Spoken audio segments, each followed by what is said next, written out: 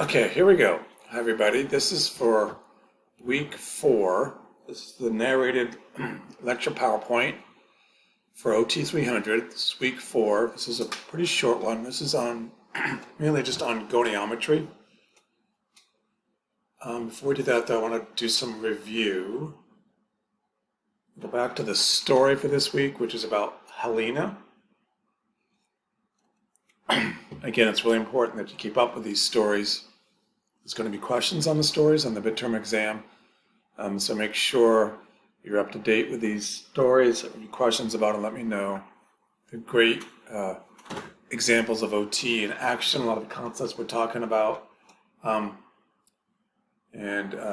just a lot of occupational therapy stuff you can see with the therapist working with the patient. Okay, so thinking about stuff that applies to this class. Where was Helena limited in range of motion? And how did this impair her ability to function? She had the fractured shoulder, if you don't remember. So obviously she was very limited in one arm. So she was limited to like one arm to do tasks. She was limited her ability to do tasks in the sense that she was limited to one hand. So she was doing everything one-handed. And this is something OTs do a lot, is we teach people how to do what they need to do with just one hand. How to get dressed with one hand, how to make a meal with one hand, how to bathe with one hand. All these different things that you need to teach someone how to do with one hand. Definitely you're doing with somebody who's had a shoulder fracture. And you see lots of older folks who fall and break their shoulder. It's very common. You see this in the clinic and in nursing homes, in the hospital. Before you even start rehabbing that shoulder, they have to get by on a daily basis. They need to know how to get their sling on, off and on, get dressed, and so, with one hand. How did the OT address her problems? Through a compensatory and a remedial approach. Getting at these terms again, compensatory and remedial. Compensatory, you're compensating. Remedial, you're remediating the problem. You're trying to fix it directly. What are some examples of this in the story? Definitely a lot of remedial stuff there. He did a lot of range of motion, stretching, and eventually strengthening of that shoulder and functional activities with that shoulder as it healed. Compensating, how did they compensate?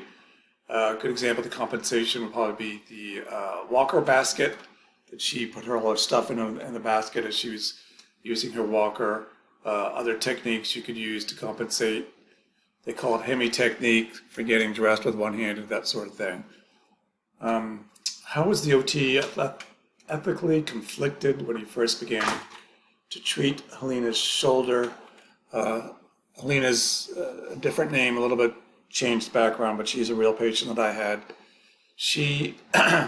I was definitely conflicted at first because she had metastatic breast cancer, so she wasn't expected to survive very long.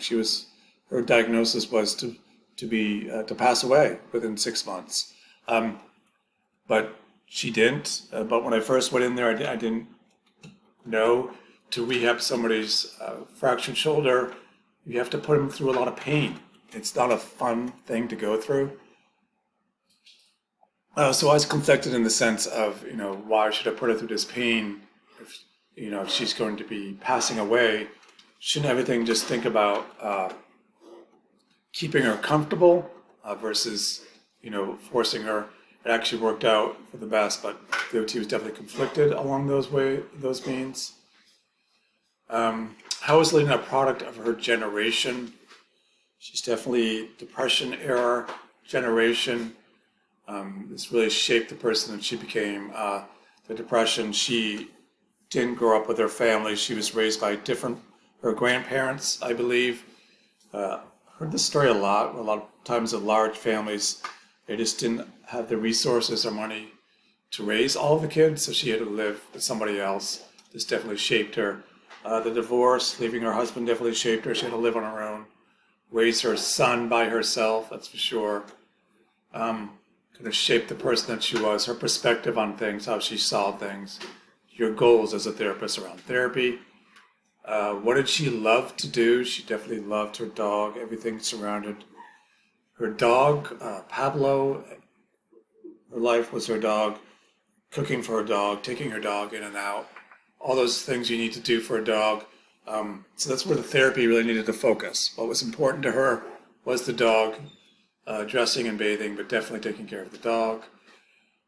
So it's kind of a picture of Helena from a therapist perspective, how you're thinking about her, how you're going to treat her, where she's coming from, understanding her perspective, taking that into account as you're doing her treatment plan. Okay, so this is kind of just a few questions to kind of get you thinking, keep thinking about this manual muscle test and stuff, getting you ready for the practicum. Just some questions, see if you can answer them. So if I was doing shoulder flexion, which is kind of just forward reaching all the way up. So to say I did shoulder flexion, and I asked them to do the motion, and they could go all the way up. They showed full range of motion. What does that tell us? It tells us a lot right off the bat in terms of manual muscle testing. It tells us that they are either a 3, 4, or 5 because they have that full motion. We don't know which one they are because we have to push. We start pushing on them and see if they can take minimal assist, moderate assist, or maximum assist, and that determine which number they are, 3, 4, or 5. But we know they are definitely not a 2 or a 1, right? It can't be a 2 or 1 because they've gone all the way up.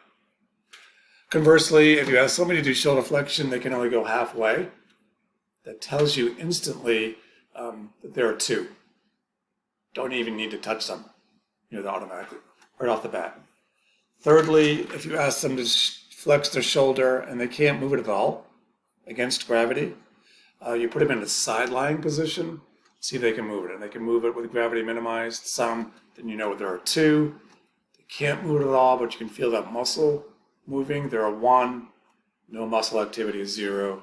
This is hard to talk about. It's really something we need to do in lab to get a sense of that. But keep quizzing yourself, keep thinking about this manual muscle testing, all these different scenarios that you will get potentially at the practicum, so you're ready for that.